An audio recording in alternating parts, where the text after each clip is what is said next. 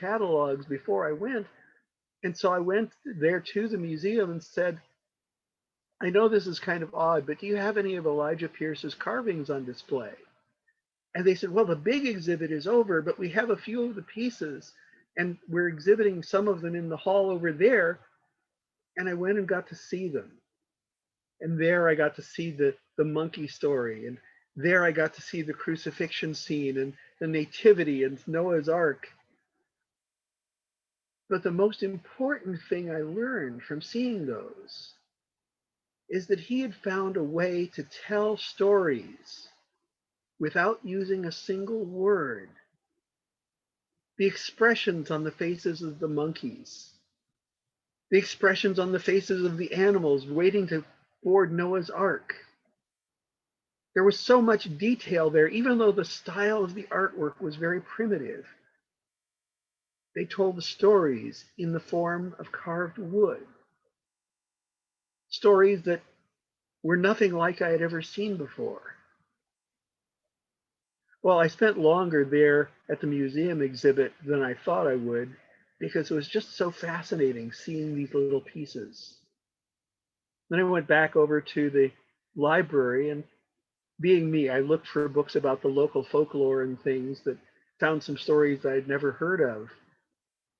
When the people came to pick me up again to go back to the music festival, they couldn't figure out why I couldn't stop talking about these wood carvings. It's like, well, yeah, we've heard of this guy. He was around for a long time. Never looked at his wood carvings, though. It wasn't until I got home back to California that I started thinking about where he was and looking at where his wood carvings were and where his barber shop was. You see, part of my family had lived in Columbus, Ohio many years ago. And as far as I can tell, they were not too far away from his barber shop. I never figured out if my father's choice of barber shop in San Diego was influenced by things that he had heard from the family about Elijah Pierce's barber shop. But the idea of a barber shop where there was a special room in the back for some of the customers to enjoy something if he thought they could appreciate it. The people who went into Elijah's back room got to see whatever it was he'd carved lately. Some of his carvings went into private hands, some of them are in museums, but he was happy making things. And in the case of the story that became the book, Elijah's Angel, giving them away, not selling them. For he made an 8-year-old boy a gift of a carved angel, and that became the story of an entire book. But the angel was really great, but it was the monkeys I really liked.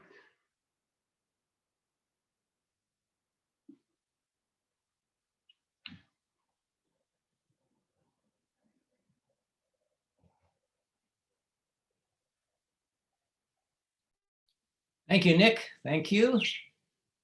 Okay, so we need an applause track because it doesn't sound right with no applause. I know it's weird. There are a lot of things about this Zoom. We'll record it today before everybody leaves you all.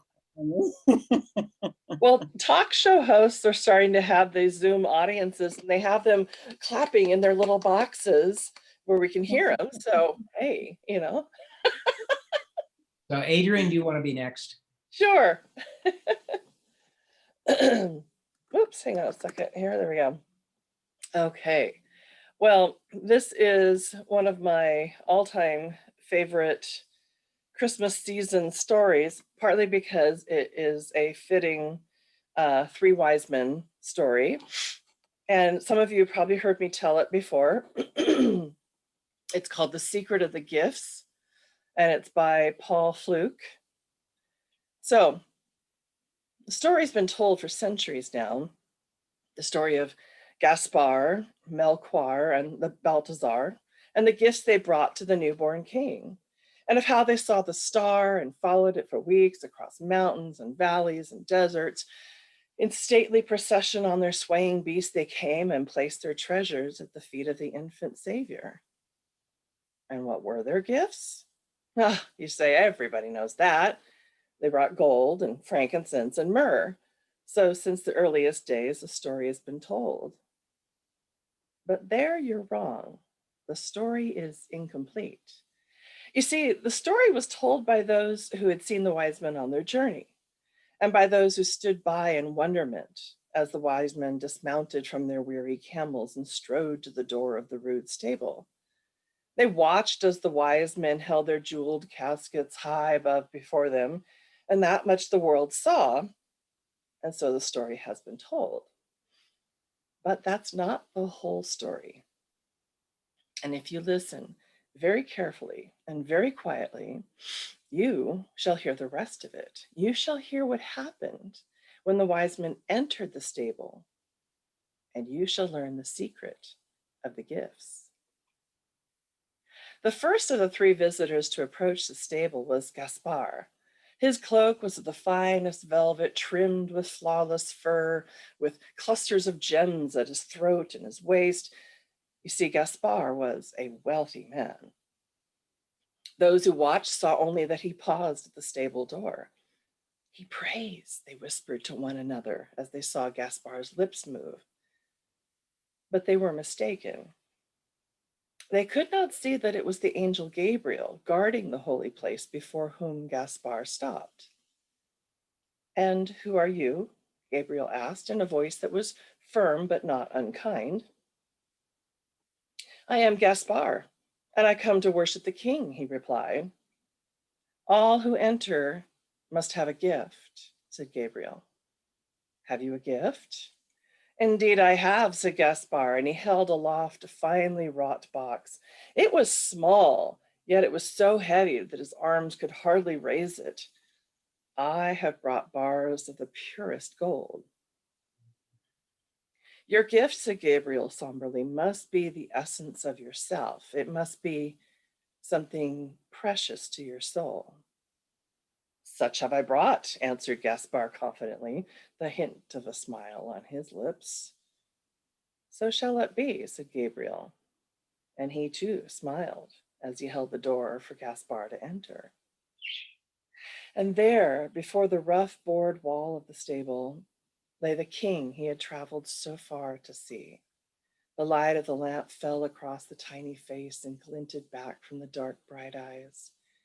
In the shadows sat the parents, motionless and silent. And beyond them, Gaspar sensed the presence of the sheep and the oxen who stood their reverent watch. Gaspar advanced a step, and then another. He was just about to kneel and lay his gold before the child when he stopped and stood erect. There, in his outstretched hands, lay not gold, but a hammer.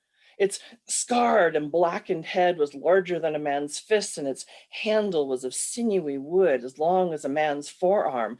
But, Gaspar stammered as he stared dumbfounded at the heavy tool, and then softly from behind him, he heard the voice of Gabriel. "So shall it be, and so it is," said the angel. "You have brought the essence of yourself." Gaspar turned indignantly. "A hammer? What foul magic is this?" "None but the magic of truth," replied Gabriel. "What you hold in your hands is the hammer of your greed. You have used it to pound wealth from those who labor so that you may live in luxury. You have used it to build a mansion for yourself while others live in hovels. You've raised it against friends and made them into enemies, and against enemies to destroy them." And suddenly Gaspar knew the truth. Bowed with shame, he turned toward the door to leave, but Gabriel blocked his way. "No, no," he said, "you have not offered your gift." "Give this?" Gaspar blurted in horror, looking at this hammer. "I cannot give this to a king." "But you must," Gabriel replied. "That is why you came. You cannot take it back with you. It's too heavy. You have carried it for many years, and even now your arms ache with the weight of it. You must leave it here, or it will destroy you. And once again, Gaspar knew that the angel spoke the truth, but he still protested. It's too heavy. The child cannot lift it. He's the only one who can, replied the angel. But it's dangerous. He might bruise his hands or his feet. That worry, said Gabriel, you must leave to heaven. The hammer shall find its place. Slowly, Gaspar turned to where the Christ child lay, and slowly he placed the ugly hammer at the baby's feet. And then he rose and turned to the door, pausing only for an instant to look back at the tiny Savior before he rushed outside. The waiting world saw only the smile that wreathed Gaspar's face as he emerged from the stable. His hands were raised as though the wings of angels graced his fingers. That much the world saw, and so the story is told. Next, to step to the door of the stable was Melchoir. Ah, the learned Melchoir. He was not so resplendent as Gaspar, for he wore the darker robes of a scholar. But the length of his beard and the furrows in his brows bespoke of one who had lived long with the wisdom of the ages. A hush fell over the onlookers as he too paused before the door. But only Melchoir could see the angel who stood guard. Only Melchoir could hear him speak. What have you brought? Asked Gabriel. And Melchoir replied, I bring frankincense, the fragrance of hidden lands and bygone days. Your gift, cautioned Gabriel, as he had done before, must be something precious to your soul. Of course it is, retorted Melchoir. Then enter, and we shall see. And Gabriel opened the door. Melchoir stood breathless before the scene within. In all his many years of searching for elusive truth, he had never sensed such a presence as this. He knelt reverently, and from beneath his robe he withdrew the silver flask of precious ointment. But then he drew back and stared. The vessel in his hand was not silver at all. It was common clay, as stained and rough as it might be found in the humblest cupboard. Aghast, he pulled the stopper from its mouth and sniffed the contents. Then he leapt to his feet, only to face the angel at the door. I have been tricked, he said, spitting the words with fury. This is not the frankincense I brought. What is it then? Asked Gabriel. It is vinegar, Melchoir snarled as though it were a curse. So shall it be, and so it is, said Gabriel. You have brought what you are made of.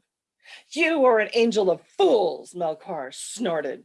But Gabriel went on. You bring the bitterness of your heart, the soured wine of a life turned grim with jealousy and hate. You've carried within you too long the memory of old hurts. You've hoarded your resentments and breathed on sparks of anger until they've become as embers smoldering within you. You have sought for knowledge, but have filled your life with poison. As he heard these words, Melchoir's shoulders drooped. He turned his face away from Gabriel and fumbled with his robe as though to hide the earthen jar, and silently he sidled toward the door. Gabriel smiled gently and placed his hand on Melchoir's arm. Wait, he said. You must leave your gift. Melchoir sighed with a pain that came from deep within him. How I wish I could. How long have I yearned to empty my soul of its bitterness? You have spoken the truth, my friend, but I cannot leave it here. Not here, at the feet of love and innocence. But you can, said Gabriel, and you must if you would be clean. This is the only place you can leave it. But this vile and bitter stuff, Melchoir protested. What if the child should touch it to its lips? You must leave that worry to heaven, Gabriel replied. There is a use even for vinegar. So Melchoir placed the gift before the Savior, And they say that when he came out of the stable, his eyes shone with the clearest light of heaven's truth, and his skin was as smooth as a youth's as he lifted his face to gaze on horizons he had never seen before. And in that, at least, the story is correct. There was yet one more visitor to make his offering. He strode forward, his back as straight as a tree, his shoulders as firm as an oaken beam. He walked as one born to command. This was Balthasar, leader of many legions, scourge of walled cities.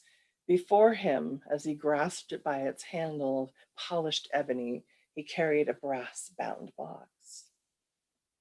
A murmur ran through those who watched as they saw him hesitate before the door. Look, even the great Balthasar does obeisance before the king who waits within. But we know that it was Gabriel who caused the warrior to pause. And we know too the question that he put. Have you a gift? Of course, answered Balthasar. I bring a gift of myrrh, the most precious treasure of my boldest conquest.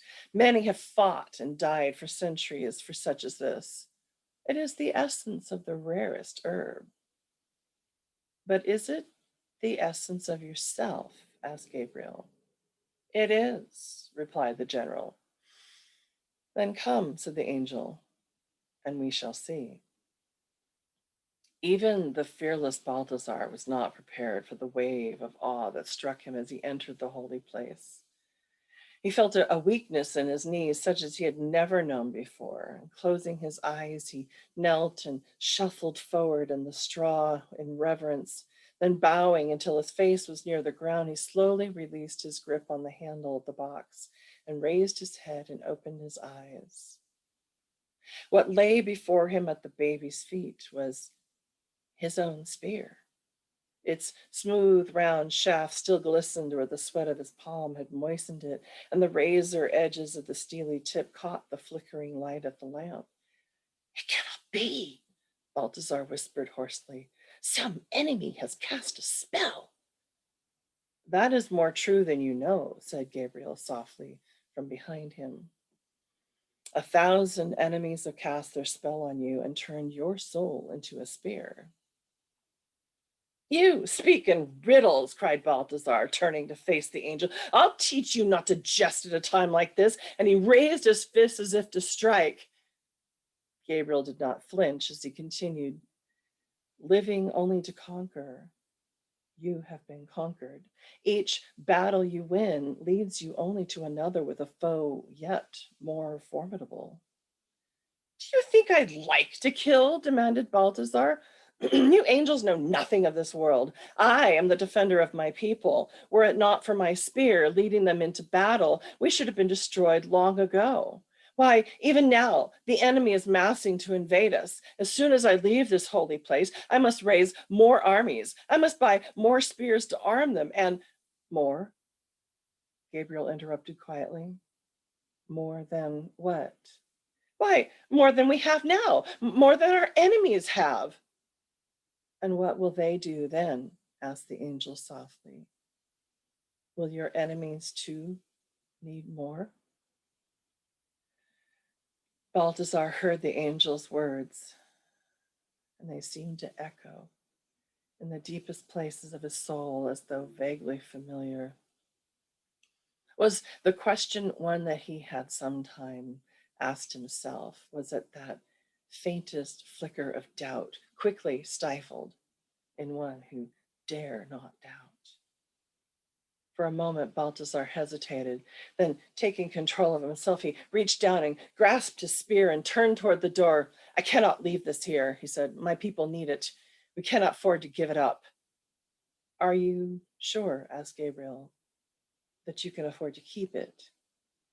But our enemies will destroy us if we drop our spears, Balthasar said impatiently. We cannot take that risk. Yes, it is a risk, Gabriel replied slowly. But your way is a certainty of spears. Once again, Balthazar hesitated, and once again the sweat of his palm moistened the smooth shaft of the spear. But now the beads of sweat stood out on his forehead, as well as the force of Gabriel's words did battle with centuries of warrior instinct. A long moment passed. Finally, Balthazar loosed his grip, and the spear drooped toward the floor. But as he looked at the child at his feet, he whispered anxiously to Gabriel, "But here, is it safe to leave it here?" The angel released a long-held breath as he whispered back, "This is the only safe place to leave it." "But he's a child, and the spear is sharp. It could pierce his flesh." "That fear you must leave to heaven," Gabriel replied. They say that Balthazar went calmly from the stable, his arms hanging gently at his sides. They say that he walked first to Gaspar and then to Malquar, where they waited and embraced them as brothers. Then turning to the others who watched, he went first to one and then to another and then to the next, enfolding each in his outstretched arms as one, greeting beloved friends whom he had not seen for a very long time. That, at least, is how the story has always been told, and it is true as far as it goes. But you have listened well, and now you know the whole of it. Now you too may kneel before the Christ child and leave at his feet those unseen secret things that may be left nowhere else but there. And having visited the holy place, you too, like these 3 visitors of old, may go on your way made new. But what of the gifts, you ask? What of the hammer and the vinegar and the spear? Well, there's another story about them and how they were seen once more, years later, in fact, on a lonely hill outside of Jerusalem. But do not worry, that's a burden heaven took upon itself, as only heaven can and will, even to this very day. Thank you. Thank you. Wow. This was an amazing story. That was an amazing Very good. story. I Yes. absolutely love that tale. I was Thank so you glad for to see that you're sharing. able to come. Thank you. One of my professors in college read that story in the end of a fall semester, and it had so much meaning because I was at a Christian college, and he was gay and had to be closeted to be a professor there, and so he knew deeply the pain of, those hidden secrets that you can only leave at the feet of the Christ child. And he teared up one time. I was in a couple of his classes. He teared up one time, and he knew that I had heard him tell the story before, and he just slid the story over to me for me to finish reading it for him. And I thought, oh man, and as I got to know him after I graduated, it's like, yeah, he had a lot of pain that story really connected with. So that's always meant so much to me. Thank you for sharing. That was amazing. Oh, thank you. Yes, thank you, Adrian. That was wonderful. Thanks. So Barbara hasn't shown up yet. She had said she might try to. I know Ron has more stories. Is there anybody else that has a story that wants to share? If not, Ron, do you want to be next? Sure. I don't know if I unmuted myself or not. I'm Yes. not muted. You're not muted. Well, the thing was is that I had intended to tell one story, and then Nick told his story, and I thought I should tell the story that I actually learned specifically to share with Nick. It's out of the same book as the other story. It's one of the 15 stories of the Long Christmas in Ruth Sawyer's marvelous book of that title. And it goes a bit like this. Strange indeed is the Isle of Man, a great piece of basalt thrust up from the northern Atlantic. And for many years, because of the rent in the land beneath it, great steams and vapors often rose up, and the Isle of Man was hidden from the eyes of men on nearby isles. But as happens, the rents slowly closed, the vapors came less often, and man came to the Isle of Man. And a mansman has a different kind of life than any others on the earth. It is not unusual for a mansman going out at night to knock upon a neighbor's door and call out, "Are there any sinners within?" And the answer is, "All but by the grace of Jesus." And if a mansman must go out into the isle, any place other than the villages, he always carries with him a sprig of haley and a little bit of salt and a couple of cold pieces of iron. For on the Isle of Man, it is known that sometimes the devil himself will come out of his fiery place and walk upon the land. And so all are prepared to meet with him, if by chance they should come across him. Now, Daniel was a fine young man, and he was a fiddler. He played the fiddle better than anyone else. There was not much money in it, but there was a great deal of joy. And so it was not unusual to find him off one place or another, playing for his living and playing for his love of music.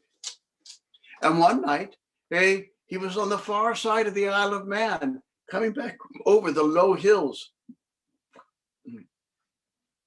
When he heard footsteps coming up behind him. And they didn't sound quite like normal footsteps.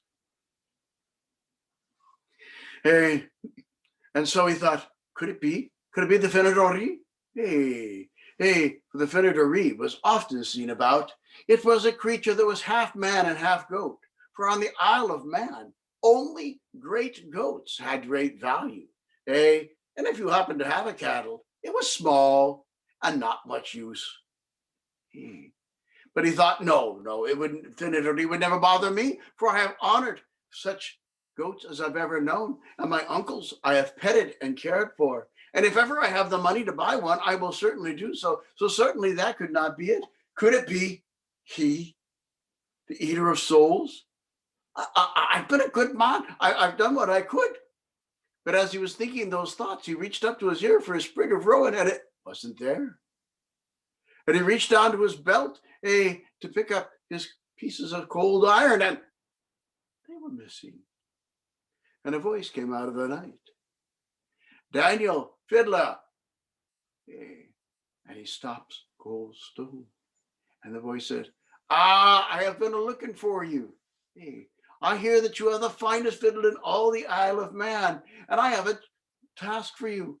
I'm going to have a great party in just 4 days' time. Would you come and play for me? And my guests, there will be many. Great fear was upon him, but somehow he said, "Yes, sir." And then the man walked into the mist and vanished. And Danny looked about, wondering what could have happened to his rowan, what could have happened to his salt, what could have happened to his iron, and was this indeed the old one, the deceiver, the eater of souls? He went home and could barely sleep that night. And then he went and he asked his neighbors what should be done. What could he do? What could a man do if he had said yes to this creature of the night? But no one had advice for him. Finally, the next day he went to the abbot, the only holy man anywhere nearby who might have an answer. And the abbot said, "Well, you've given your word, so you must play. Be sure you have your sprig of rowan. Be sure you have your salt. Be sure you have your iron.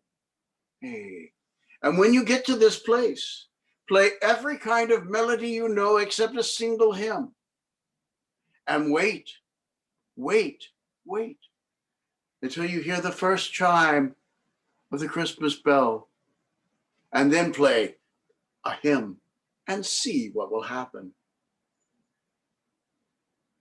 With great fear, Daniel took his fiddle, his rowan, his salt, his iron, and his heart pounding in his chest, up to where he had met the strange man before. And when the strange man appeared, he was dressed in magnificent clothes. And he led him up, up, up, up to the top of the island. There, he saw the ruins of what had once been a great monastery. And now it was not in ruins. It was a whole beautiful, magnificent, ancient castle. And the man said, "Come, Daniel, come, fiddler, come inside and play." And he stepped inside.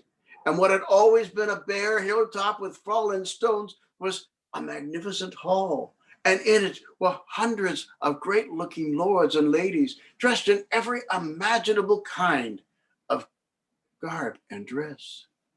And the devil looked at him and said, "Fiddler, play more." And so Daniel began to play. He played reels and dances. He played love songs. He played classical pieces. He played, and each time he paused, the devil would say, "Fiddler, play more, play faster." And the people began to dance to his music. And they went around and around and around the great hall, doing ever more intricate steps. But a strange thing was happening. Even though their legs were moving like they were dancing and they were booging his way, not one of their shiny shoes ever quite touched the floor. The hour grew late and Daniel began to worry. He began looking around the room for what would happen, listening for the first bell, of the stroke of midnight. At last, when he felt like his arms could not move anymore, he noticed him, a strange monk-like figure dressed in dark robes, standing at the very edge of the great hall with the many people flying about. And at that moment, he heard the first chime of the distant bell. Bong. Daniel looked at him and suddenly remembered an old legend he'd heard once as a child, how once an abbot had betrayed the whole isle, and had been punished forever for his crime. And suddenly he knew. Out came his iron cast upon the floor. Out came his salt cast into the room. Off came his sprig of rowan, and he began to play Adeste Fidelis. And as he did, a great moaning shriek rose up.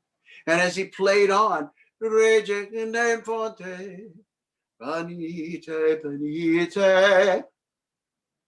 By the time he reached the last note, of the first verse, the room was empty, save for the devil himself, who seemed to be melting. On he played through Christmas hymn after Christmas hymn. And as he did, all of the stones went back to their barren spot. And at last, he reached the last note of his last hymn, and he looked over, and there where the monk had been was a smiling face of a bent old man who crumpled into dust. And he went dancing down the hillside, singing at the top of his voice, playing with all of his joy, for Christmas Day was here at last. 'Tis Christmas night and all is well, and all will be well forever. And that be the tale. A fiddler play more, play faster.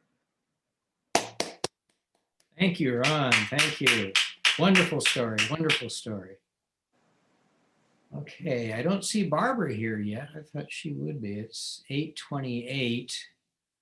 Is there anybody else that has a story they'd like to share?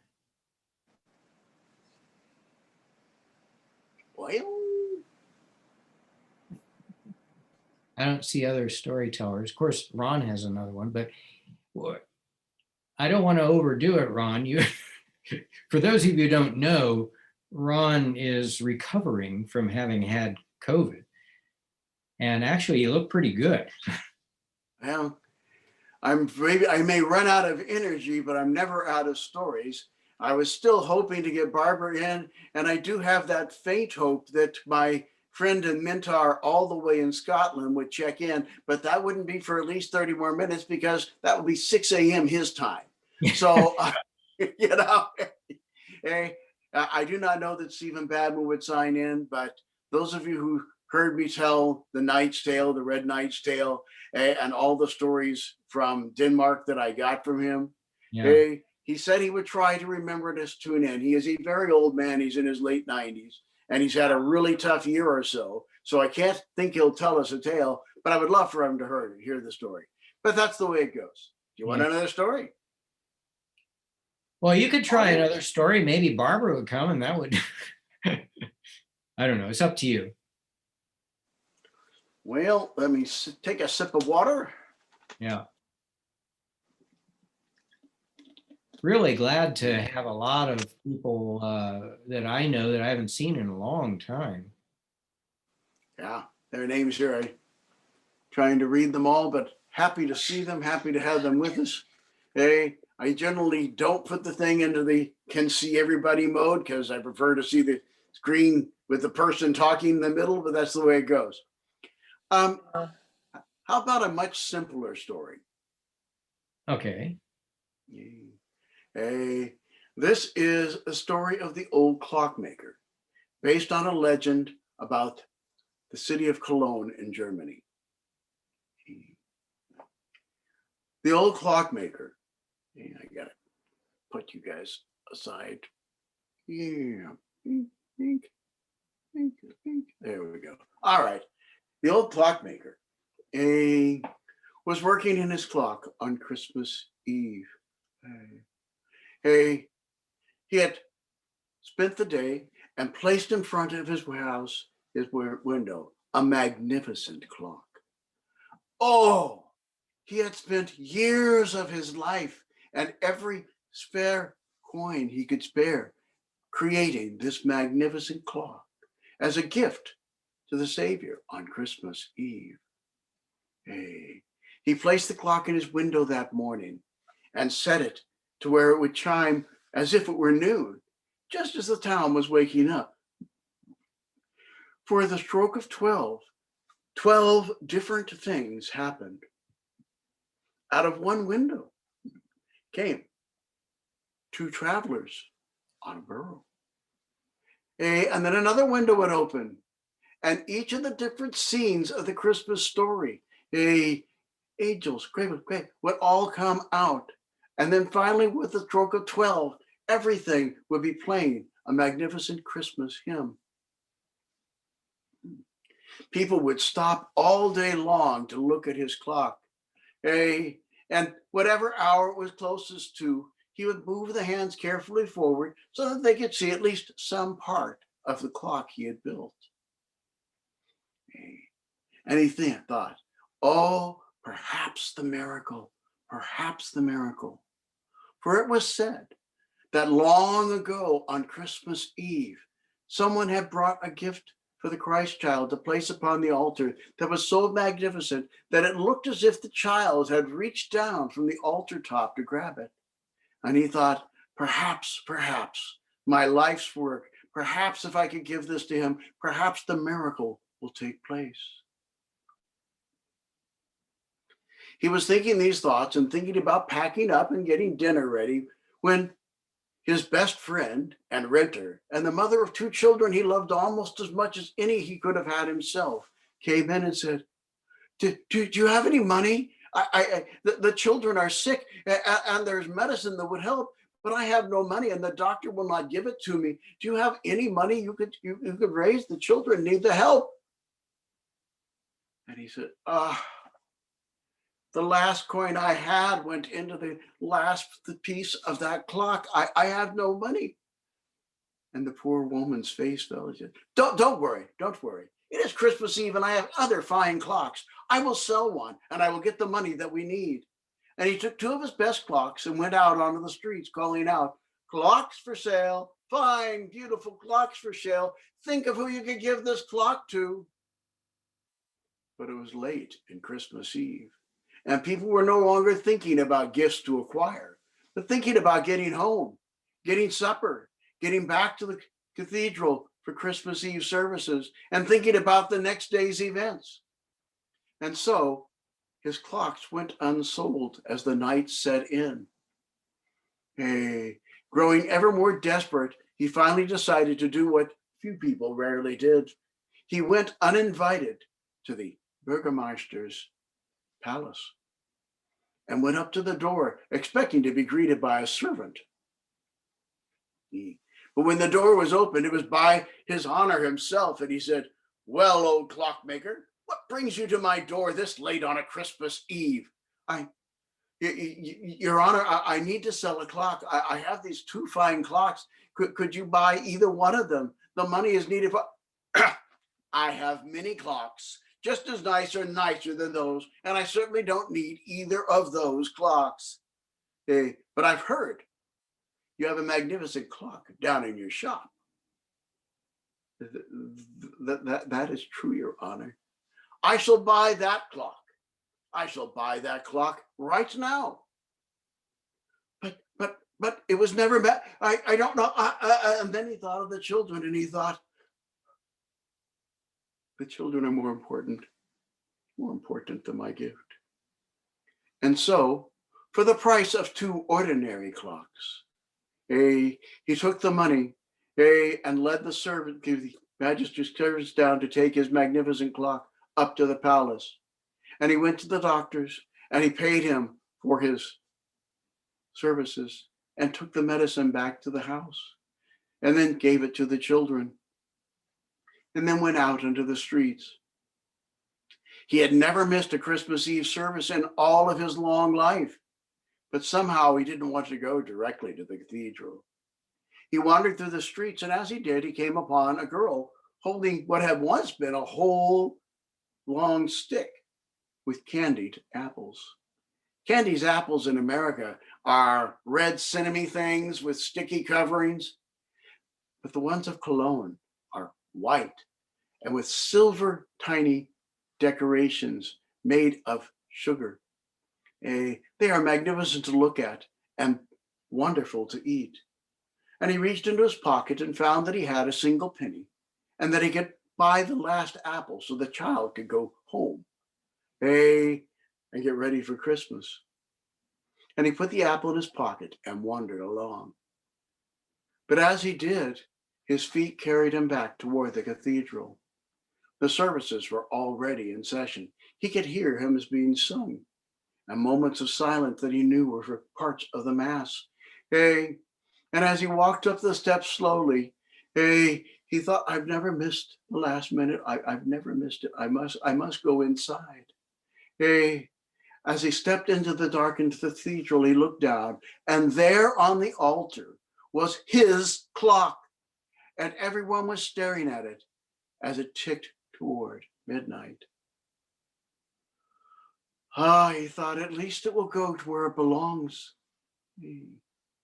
But as he looked down, he thought, this means I have no gift. And he felt the weight of the apple in his pocket. And so he pulled it out and looked at it and thought, it is what I have. And slowly, as the clock ticked toward midnight, he walked down the aisle holding out his candy apple worth a penny. People stopped to stare, but no one stopped him. He walked slowly forward, and just as the church bell chimed the first tone of midnight and the clock began to come into action, he knelt down and placed his apple next to the clock. And as he did so, he started to pray, and then he heard a murmur behind him, and then voices and people saying, the miracle, the miracle, the miracle, it's happening again. For it did appear to everyone there that the hand of Jesus was reaching down from the altar toward a simple Christmas apple. The Tale of the Old Clockmaker, a story of Christmas miracles and the value of love.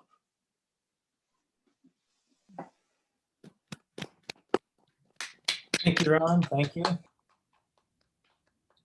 I could tell his tale. Okay, go for it, Jane. Most of you have heard this before. This is Socks for Supper by Jack Kent. Love that. Book. I've purchased the book online. I found a used copy because it's out of print. And when I looked today, the copies are selling for over $100. So I'm not the only one that loves this book. Anyways, the story takes place in a faraway town, and there was an old man and an old wife, and they lived in a small cabin, and it was a tumble down house, and it had a little garden outside where they grew turnips. Now the wife was pretty good at making things out of these turnips. She would make all kinds of different dishes and soups, but the husband said, you know, one can get tired of eating turnips. Well, down the road, there was another couple, and they had a cow, and the man would go and look at the cow and dream of having milk and cheese. Maybe they'll sell us some, he said one time. And she said, but we don't have any money. And he said, well, maybe we could trade him for something. So they went back to their cabin and they dug around and they looked and they couldn't find anything that wasn't in pieces or tatters except for a pair of socks. The old man said, well, I might as well ask. So he took the pair of socks and he went down to visit the other couple with the cow. And they said, sure. And he came home happy with a bucket of milk and a small cheese. So they sat down and they ate the cheese and they drank the milk, and it was so good. They enjoyed it so much, but pretty soon the milk and the cheese was gone and they were back to eating turnips, and they didn't have anything else to trade. So the wife got an idea. She said, I will knit a pair of socks. So she went and she got her knitting bag and she looked and she didn't have any yarn, but her husband's sweater that he was wearing had a loose thread. So she pulled on the thread and she started knitting a pair of socks. When she was done, the old man took the socks and he went back down to visit the couple that owned the cow. And he came back with another bucket of milk and another small cheese, and they feasted again. Oh, it was heavenly. They enjoyed it so much. Well, when they were done, the woman decided to knit another pair of socks. So she pulled on that loose thread one more time and pulled and got another pair of socks. Again, they feasted on a bucket of milk and a small cheese. And when they were done, she tried to knit another pair of socks. But when she got done with the first sock, they were out of yarn. The sweater was gone. And he thought, well, what can I do? You know, nobody's going to want one sock. And he said, well, you know, I'll try. So he took the one sock and he went to visit the couple down the road. And he asked them, could you trade this for a half a bucket of milk and a half a cheese? And the wife said, oh, no, that's perfect. Don't worry about it. And they came home with a full bucket of milk and a cheese, because this is why. The wife was pulling the socks apart and knitting a sweater for her husband for Christmas. Well, on Christmas morning, she presented the sweater to him and he tried it on and it was too big. And so she wrapped it back in the package and she took it down to the little man and she said, this is for you. I noticed you didn't have one. And that's the end of the story. Socks for Supper by Jack Kent. All right, that's great, Jane. Thank you. Thank you.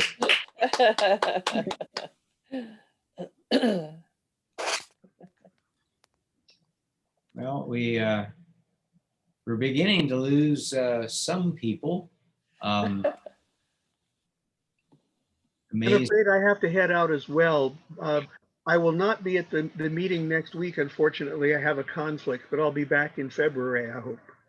Yeah, next Tuesday, our regular Inland Valley Storytellers meeting will be at 7 o'clock. If you're on the mailing list, you'll get the Zoom link. Those of you who aren't, if you're interested in hearing stories next Tuesday night, let me know, and I can send you the link if you're not on our mailing list. Great to see people. Anybody want to say something? Any questions for the storytellers or comments? Mary, unmute yourself. Mary, unmute yourself. Where's Mary? Adrian, I don't know. She's still here? Oh, no. Oh, Mary, there's Mary. Mary Jane. Well, there is a Mary Jane, but she's muted. Mary Yeah, Jane, you yeah, have to that's- unmute that's- yourself for us to hear you. Yeah, you have to unmute yourself. It's Click in the on, lower left-hand corner if you're on a computer. yeah, click on the lower left-hand corner of, Or the upper right if you're on an Apple. I'm on Apple, it's on the lower left. If you're on Oh, iPad. John, you cannot mute her. John, you can unmute her, I think, because you have Got it. overall. there she There, goes. There we go. I did Okay, it. Mary Jane, start over. We didn't hear anything. Go for it. All right. I'm a friend of Chris and John's, and I'm not a storyteller, but I love stories. And so I'll tune in anytime I can. John, do you remember me? Sure, in Um, fact, you came and stayed at our house so you could go to a celebration once. I did indeed. So I've always loved stories, and Where are you at? say it again. Where are you? I'm on Mount Washington in LA. Oh, okay. So it's right across from Dodger Stadium. But this is wonderful. I've enjoyed everyone, and you're great, by the way. Tell me your name again. I'm talking to Supper? the I'm one who Jane. told the Magi story. Oh, Adrian. yeah, Adrian. Adrian. Yeah, I love that. Oh. That was fabuloso. Yeah, Thank marvelous. you. Thank you. That's one of my favorite So stories. if you Well, my guys would friends- if you would put me on a list of some sort, I would. Does I Chris would. have your email, Mary Jane? Yes, she does. In fact, it was she who turned me on to this. She called me right before 7. Was it your birds I heard? Yes, yes. I figured. Yeah, okay, I can put your email. I can get it from Chris. Yeah, she's got it. This is a delight, and I really thank you so much. Yeah, glad to be here. A Yeah. lot better than television. Yeah, John, Especially today. yeah, oh gosh. Yeah. Yeah. That's John, just, the next time you need to come up with a story that involves birds so that your birds can kind of be part of the soundscape in the background. It's actually a pleasant sound, isn't it? Yeah, I love it. I heard a dog trying to say something, but it never got very far. I think somebody probably took it away, right? You never know. You can all read it Yeah. into your stories like we used to do. Be the- You well. probably by the can tell, way. but I've had dogs and cats both on my laps at different times this whole time. It doesn't make any difference. They're Oh, good I've animals. got a dog here and a cat there. So yeah, gotta have them. Yeah. Well, I just, Anyhow, it's I nice just to wanted meet to you. say something. I'm Pat, and my husband is Dave. He's on, and we knew John in high school, and after high school, and so I'm very thankful to be able to join you all. I really enjoyed all the stories. You're wonderful storytellers. Yes. I enjoy reading stories, but I couldn't tell them like you do. Turn your So- camera on. Anyway, we really enjoyed you. So thank you, John, for inviting us to do this. Well, I'm so Glad glad. you had fun. Yeah. it was Come good. visit our meeting next week and hear some more stories. Yeah, And what you never day know is what it? you'll get in an open story swap. These were all Christmassy tales, but you never Yeah. know. Yeah, next week it'll be a variety of stories, and who knows what it'll be. Yeah, if you'd send us an invite, John, Okay, Okay. I will. we both use the same email. And Okay. what day is it again? Next Tuesday. It's Tuesday. always the Okay. second Tuesday of every month. Okay. Wonderful. Ron, you were wonderful, by the way. Thanks for your second story. Certainly, certainly. If you come back, you'll find that I almost always have a story to tell. I've been That's telling great. for a long time and I love to do it.